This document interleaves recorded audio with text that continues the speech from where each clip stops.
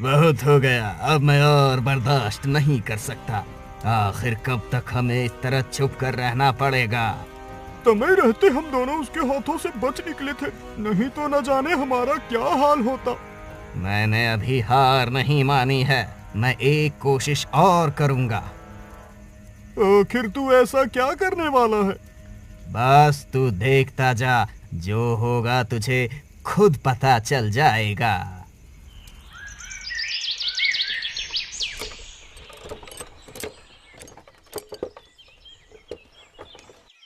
देखो भाग्यवान, हमारी बरसों की मेहनत सफल हो गई। आज मैंने बैलगाड़ी खरीद ली।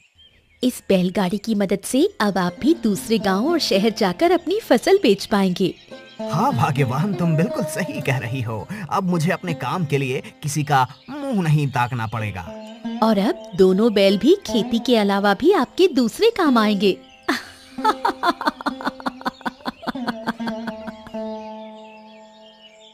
भाग्यवान, अरे ओ भाग्यवान, कहाँ हो? जल्दी इधर आओ। क्या हुआ जी? आप इतनी जोर जोर से क्यों चिल्ला रहे हैं? कहीं कोई पहाड़ टूट पड़ा है क्या? बैलगाड़ी यहाँ नहीं है। तुमने किसी को बैलगाड़ी ले जाने दी है क्या?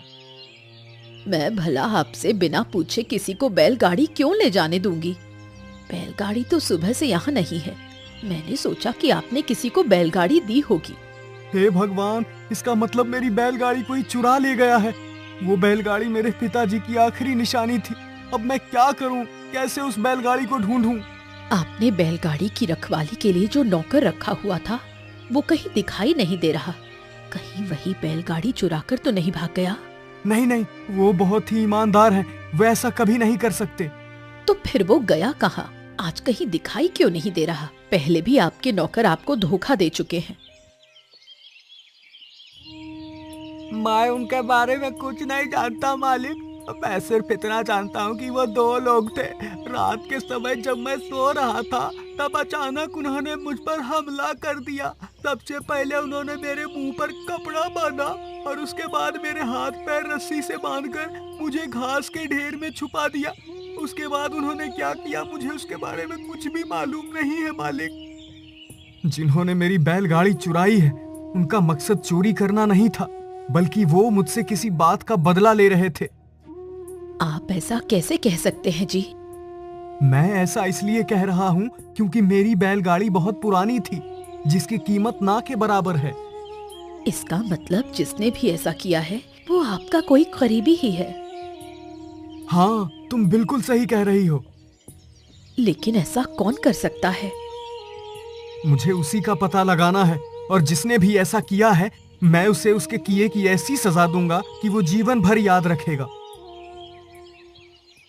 और तूने सुना क्या, जमींदार साहब की बैलगाड़ी चोरी हो गई है? हाँ, मैंने सुना है। मैंने तो ये भी सुना है कि उनकी बैलगाड़ी चुराने वाला उनका कोई रिश्तेदार या जान पहचान वाला है। मैंने तो ये भी सुना है कि जमींदार साहब ने ये घोषणा भी की है कि जो भी उनकी बैलगाड़ी ढूंढ कर लाएगा, उसे वो 10 बीघा जमीन इनाम में दे देंगे। तो फिर देर किस बात की है? हम सब अभी बैलगाड़ी ढूंढने के काम में लग जाते हैं और इनाम में मिली जमीन बराबर बराबर हिस्सों में बांट लेंगे। तू बिल्कुल सही कह रहा है, हम ऐसा ही करेंगे। तूने तो कमाल कर दिया मेरे दोस्त। सांप भी मर गया और लाठी भी नहीं टूटी। मैंने ऐसी तरकीब लगाई थी जिससे उसे तो अब तक ये पता ही नहीं चला होगा कि उसके साथ क्या हुआ है। अब तेरी आगे की तरकीब क्या है? अब आगे क्या करना है? यहाँ से निकलकर किसी दूसरे शहर में जाएंगे और इन पैसों से एक नई जिंदगी शुरू करेंगे। हाँ, और वहाँ पर वही करेंगे जो यहाँ करते थे। हाँ, तूने बिल्कुल ठीक कहा मेरे दोस्त। लेकिन मैं अभी कुछ दिनों तक और रुककर उस जमींदार की परेशानी के बारे में सुनकर सुकून लेना चाहता हूँ।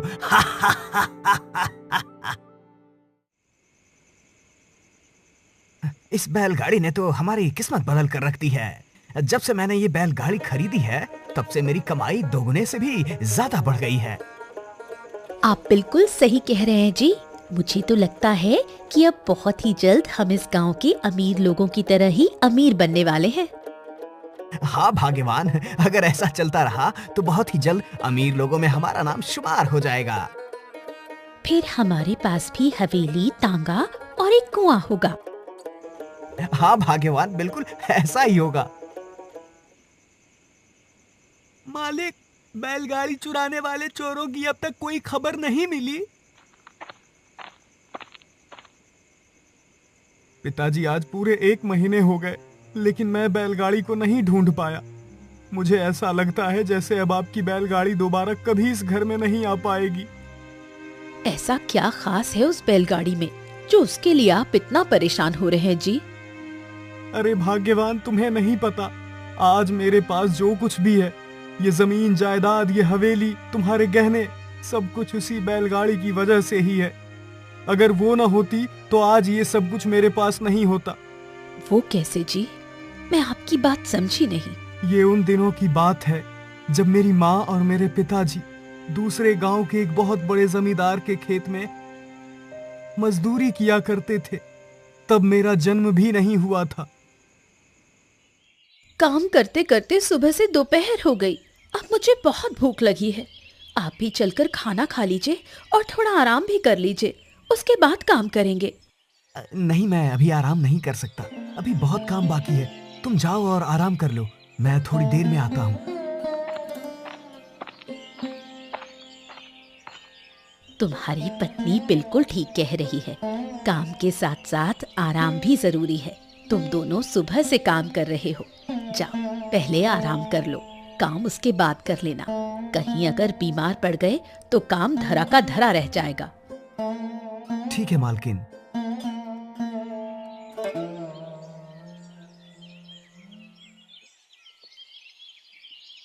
मालकिन, आज का काम हो गया। तुम दोनों बहुत ही मेहनती और ईमानदार हो। जब से तुम और तुम्हारी पत्नी मेरे खेतों में काम करने लगे हो, तब से मेरी खेती का कोई भी काम अधूरा नहीं रहता, सब समय से पूरा हो जाता है। ठीक है मालकिन, अब हम दोनों जाते हैं। सुनो, तुम्हारे लिए मेरे पास एक और काम है। जी मालकिन, बताइए, मैं आपके लिए और क्या कर सकता हूँ?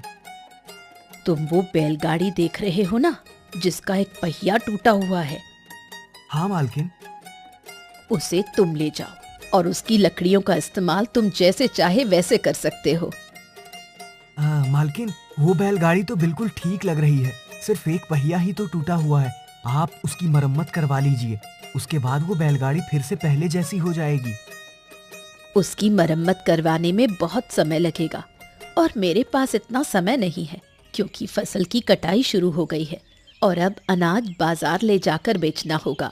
जितने समय में मैं इस बैलगाड़ी की मरम्मत करवाऊंगी, उतने समय में मैं एक नई बैलगाड़ी खरीद लूंगी। ऐसा करने से मेरा समय भी बचेगा और मेरा काम भी समय पर होगा। अगर तुम चाहो तो तुम इस बैलगाड़ी की मरम्मत करवा लो और इसे अपने पास ही रख लो। ठीक है मालकिन, अगर आप कहती हैं तो ये बैलगाड़ी मैं अपने साथ ले जाता हूँ और इसकी मरम्मत करवाकर इसे अपने पास ही रख लूंगा। लेकिन मालकिन, मेरे पास बैल तो है ही नहीं, तो बैलगाड़ी की मरम्मत करवाने के बाद बैलगाड़ी का इस्तेमाल कैसे करूंगा? तुम उसकी चिंता मत करो, मैं तुम्हें 2 बैल दे दूंगी। पहले तुम बैलगाड़ी की मरम्मत तो करवाओ।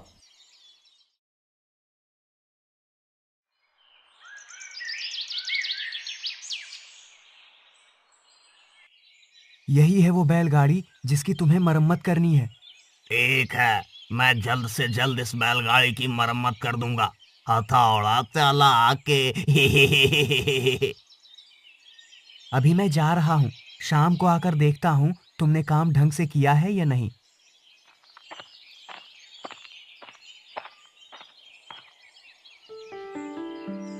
भाई, अभी कितना और काम बाकी है? बैलगाड़ी का पहिया फिर से बनाने और बैलगाड़ी की मरम्मत करने में बहुत समय लगेगा। मैं सुबह से काम करके बहुत थक गया हूँ, अभी अपने घर जा रहा हूँ। कल सुबह आकर फिर से काम शुरू कर दूंगा। तुम्हें चाहे जितना समय लगे, लेकिन बैलगाड़ी की मरम्मत अच्छे से करवाना, किसी भी तरह की कमी नहीं रहनी चाहिए। आप चिंता ना करिए मालकिन, मुझ पर भरोसा रखिए, मैं इस बैलगाड़ी को नई जैसी बना दूंगा। मालकिन, ये देखिए, मैंने बैलगाड़ी की मरम्मत कर दी है। अब ये बिल्कुल नई जैसी हो गई है। मुझे पूरे 6 दिनों का समय लगा है हथौड़ा चला के। तुमने जैसा कहा था ठीक वैसा ही काम किया है। अब इस बैलगाड़ी को देखकर ऐसा लगता नहीं कि जैसे इससे पहले किसी भी तरह की कोई खराबी थी इसमें। ये लो तुम्हारे काम का इनाम। आपका बहुत बहुत धन्यवाद मालकिन। सच में ये बैलगाड़ी तो नई जैसी हो गई। ये देखो, तुम्हारी बैलगाड़ी एकदम नई जैसी हो गई है। अब तुम इसे अपने साथ ले जा सकते हो। वो तो ठीक है मालकिन, लेकिन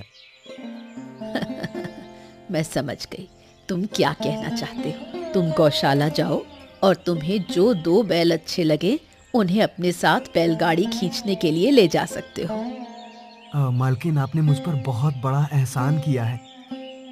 मैंने तुम पर कोई एहसान नहीं किया। ये तुम्हारी मेहनत और ईमानदारी का इनाम है। आपका बहुत बहुत धन्यवाद मालकिन। बस अब तुम जल्दी से नए काम में लग जाओ। ठीक है मालकिन, जैसा आप कहो। मालकिन कितनी अच्छी है ना, उन्होंने हमें आगे बढ़ने का मौका दिया है। हाँ, तुम बिल्कुल ठीक कह रही हो भाग्यवान। मैं इस मौके को हाथ से नहीं जाने दूंगा। अब तुम देखना मैं कैसे हमारी किस्मत बदल दूंगा। मैं भी आपका पूरा साथ दूंगी जी। उस दिन के बाद मेरे पिताजी ने खूब मेहनत की और तरक्की करते चले गए।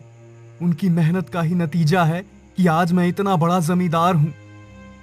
मुझे माफ कर दीजिए जी, मुझे उस बैलगाड़ी की अहमियत के बारे में नहीं पता था।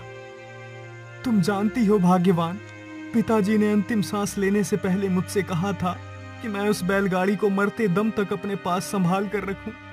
पर आप चिंता मत करिए जी, वो बैलगाड़ी आपको जरूर मिलेगी। अब मैं भी उसे ढूंढने में आपकी मदद करूंगी। मैं 1 महीने में बैलगाड़ी को नहीं ढूंढ पाया तो भला अब तुम क्या कर सकती हो?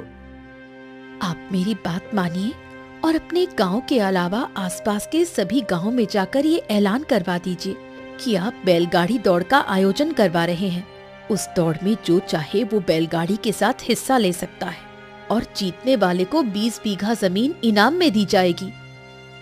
ऐसा करने से क्या होगा? आपने बताया था कि बैलगाड़ी जिसने भी चोरी की है वो आपसे बदला लेना चाहता है। तो अगर आपके द्वारा आयोजित की जाने वाली बैलगाड़ियों की दौड़ की बात उसे पता चलेगी तो वो समझ जाएगा कि आप ऐसा क्यों कर रहे हैं और वो दौड़ में हिस्सा नहीं लेगा। तो इससे मुझे उस चोर का पता कैसे चलेगा? आप मेरी पूरी बात सुनिए जी। हाँ बोलो। आयोजन के दौरान आप अपने नौकरों और सेवकों को आसपास के सभी गांवों में ये देखने के लिए भेज देना कि किस घर के बाहर बैलगाड़ी खड़ी है, और आपके किसी भी नौकर या सेवक को किसी भी घर के बाहर खड़ी बैलगाड़ी मिलती है तो आप समझ जाना कि वो बैलगाड़ी आप ही की होगी, क्योंकि बाकी की सभी बैलगाड़ियां यही होगी। और अगर एक से ज्यादा बैलगाड़ी मिलती है तो क्या आप उनमें से अपनी बैलगाड़ी पहचान लेना। लेकिन मालकिन, अगर उस चोर ने बैलगाड़ी किसी और को बेच दी होगी तो फिर क्या होगा? अगर उसने ऐसा किया होगा तब तो और भी अच्छी बात है। मैं कुछ समझा नहीं। आप भी ना, आपको हर एक बात विस्तार से बतानी पड़ती है। जरा सोचिए, अगर उस चोर ने किसी को बैलगाड़ी बेची होगी तो उसने उसे ये तो नहीं बताया होगा कि वो बैलगाड़ी उसने आपके यहाँ से चोरी की है। अब मैं तुम्हारी सारी बात समझ गया भाग्यवान। अगर उस व्यक्ति को दौड़ के आयोजन की बात पता चलेगी तो वो बैलगाड़ी लेकर आयोजन में हिस्सा लेने जरूर आएगा, और फिर मैं अपनी बैलगाड़ी पहचानकर उससे अपनी बैलगाड़ी वापस ले लूंगा। अब आप मेरी बात समझ गए हैं जी। भोला, तुम अभी जाओ और आरती ने जैसा जैसा कहा है ठीक वैसा ही आसपास के सभी गांवों में ऐलान कर दो, और ध्यान रहे एक भी गांव या घर छूटना नहीं चाहिए। जी मालिक, आपने जैसा कहा है मैं वैसा ही करूंगा। सुनो सुनो सुनो, हमारे गांव के जमींदार भूपेश जी बैलगाड़ियों की दौड़ का आयोजन करवा रहे हैं। जिस किसी के पास भी बैलगाड़ी है वो उस आयोजन में हिस्सा ले सकता है। जीतने वाले को जमींदार साहब 20 एकड़ जमीन इनाम में देंगे। सुनो सुनो सुनो। अरे वाह, तब तो बैलगाड़ियों की दौड़ में मैं ही जीतूंगा।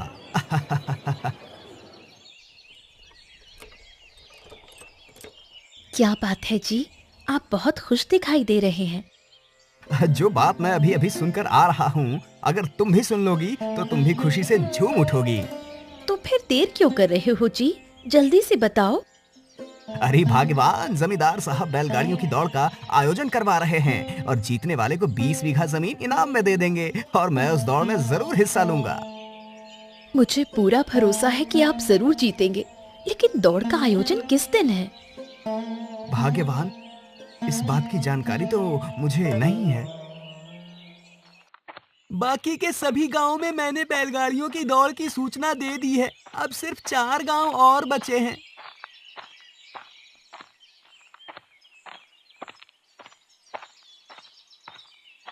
ए भाई, तुम इस वक्त इस घने जंगल में अकेले क्या कर रहे हो? मेरे मालिक बैलगाड़ियों की दौड़ का आयोजन करवा रहे हैं। बस उसी का ढिंढोरा पीटने पड़ोस वाले गांव जा रहा हूँ भाई। अगर तुम्हारे पास बैलगाड़ी हो तो आयोजन में हिस्सा लेने आ जाना। आज से ठीक 4 दिन बाद दौड़ आयोजित की जाएगी। ठीक है भाई, हम जरूर आएंगे। ऐसा लगता है जैसे बैलगाड़ियों की दौड़ का आयोजन हमारे पुराने मालिक ने ही करवाया है, ताकि वो अपनी चोरी हुई बैलगाड़ी ढूंढ सकें। ये तो उसने बहुत अच्छा किया। हम सभी जाकर उससे उस दौड़ के बारे में बताते हैं। तुम इन सब में क्यों समय बर्बाद कर रहे हो? ऐसा करके मैं समय बर्बाद नहीं कर रहा, बल्कि हमारे लिए रास्ता साफ कर रहा हूँ। भला वो कैसे? जब मैं उस बैलगाड़ियों की दौड़ के बारे में बताऊंगा तो वो जरूर उस दौड़ में हिस्सा लेने जाएगा, जिसके बाद वो अपनी बैलगाड़ी पहचान लेगा और फिर हमने जो कुछ भी किया है उसका सारा इल्जाम उसके ऊपर जाएगा। अरे वाह, मैंने तो इस बारे में सोचा ही नहीं। तुम सचमुच बहुत होशियार हो। अब मैं कैसे पता करूं कि जमींदार साहब किस दिन बैलगाड़ियों की दौड़ का आयोजन कर रहे हैं? इतनी रात में कौन हमारे घर आया है? अरे आप दोनों इतनी रात में यहाँ क्या कर रहे हैं? हम दोनों आपको ये बताने आए हैं कि जमींदार भूपेश आज से ठीक 2 दिन बाद बैलगाड़ियों की दौड़ का आयोजन कर रहा है। आप उस दौड़ में हिस्सा जरूर लेना। आपका बहुत बहुत धन्यवाद भाई जी, आपने मेरी बहुत बड़ी परेशानी हल कर दी। वो तो तुम्हें 2 दिन बाद पता चल जाएगा कि मैंने तुम्हारी परेशानी हल की है या फिर अपनी परेशानी से छुटकारा पाया है। तुमने कुछ कहा क्या भाई? मैं तुम्हें आने वाली दौड़ के लिए शुभकामनाएं दे रहा था। तुम्हारा बहुत बहुत धन्यवाद भाई। तुमने सुना क्या? जमींदार साहब बैलगाड़ियों की दौड़ का आयोजन करवा रहे हैं। हाँ, मैंने सुना। अब मैं ये भी जानता हूँ कि जीतने वाले को 20 एकड़ जमीन इनाम में दी जाएगी। ऐसा लगता है हमारी किस्मत में कुछ भी नहीं है। ना तो हम बैलगाड़ी चुराने वाले चोर को पकड़ पाए और ना ही हम बैलगाड़ियों की दौड़ में हिस्सा ले सकेंगे। हाँ, तो बिल्कुल सही कह रहा है, क्योंकि हम में से किसी के पास भी बैलगाड़ी तो है ही नहीं। अरे, ये तो मेरे पिताजी की बैलगाड़ी है। जमींदार साहब, मैं प्रभात हूँ और ये मेरी पत्नी रत्नी है। हम दोनों आपके पड़ोसी गांव के रहने वाले हैं। आपने बैलगाड़ियों की दौड़ का आयोजन करवाया है, मैं उसी दौड़ में हिस्सा लेने आया हूँ। वो तो ठीक है, लेकिन तुम्हारे पास ये बैलगाड़ी कहाँ से आई? ये बैलगाड़ी मैंने लगभग 1 महीने पहले 2 अजनबियों से खरीदी थी। मुझसे झूठ मत बोलो, सच सच बताओ, ये बैलगाड़ी तुमने मेरे घर से चोरी की थी ना? मेरे पति सच बोल रहे हैं, वो कभी झूठ नहीं बोलते। उन्होंने सच में ये बैलगाड़ी 2 अजनबियों से खरीदी थी।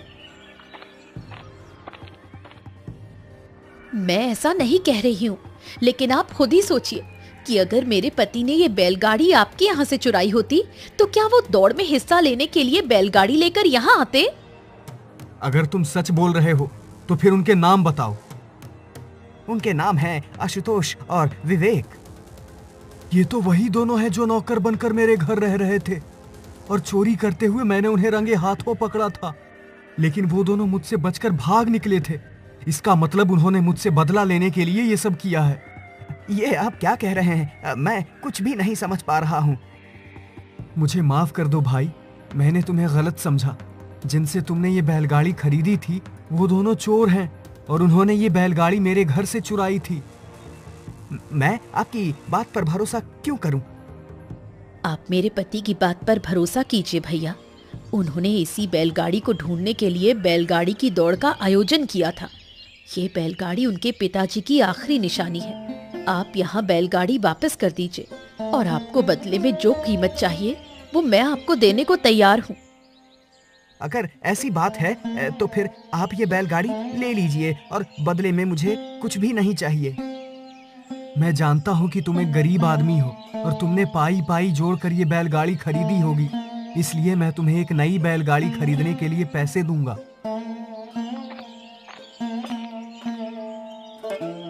ये क्या, सारे गहने और रुपए कहाँ गए? इसका मतलब वो दोनों बैलगाड़ी के साथ साथ गहने और रुपए भी चुरा कर ले गए थे। अब मैं क्या करूं? एक काम करता हूं, उस गरीब को 20 बीघा जमीन के कागज दे देता हूं। उन दोनों का क्या करना है, कैसे करना है, उसके बारे में बाद में सोचूंगा। क्या बात है जी, बैलगाड़ी वापस मिल जाने के बाद भी आप खुश नहीं हैं, बल्कि परेशान लग रहे हैं। तुम बिल्कुल सही कह रही हो भाग्यवान, मैं बहुत परेशान हूँ क्योंकि वो चोर बैलगाड़ी के साथ साथ हमारा सारा धन और दौलत भी लूट कर ले गए हैं। अगर ये बात गांव वालों को पता चल गई तो हमारी बहुत बदनामी होगी। मैं उन दोनों के बारे में अच्छी तरह से जानता हूँ, वो दोनों बहुत ही लालची हैं। अगर ऐसी बात है तो उन दोनों को पकड़ने की तरकीब मेरे पास है। लालच ही लालची को फंसाता है। मैं तुम्हारी बात समझ गया। अभी भोला से कहकर आसपास के सभी गांवों में ये अफवाह फैला देता हूँ कि मुझे अपने खेत में एक बहुत बड़ा खजाना मिला है जो घर में ही रखा हुआ है। आपकी योजना बहुत अच्छी है जी। आपकी ये अफवाह सुनकर वो दोनों चोर जरूर एक बार फिर यहाँ चोरी करने आएंगे और इस बार आपके बिछाए जाल में फंस जाएंगे।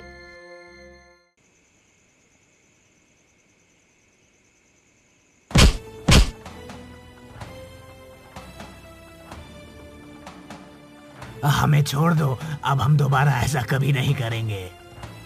पहले तुम दोनों ये बताओ कि तुमने मेरे घर से चुराए हुए गहने और पैसे कहाँ छुपाए हैं?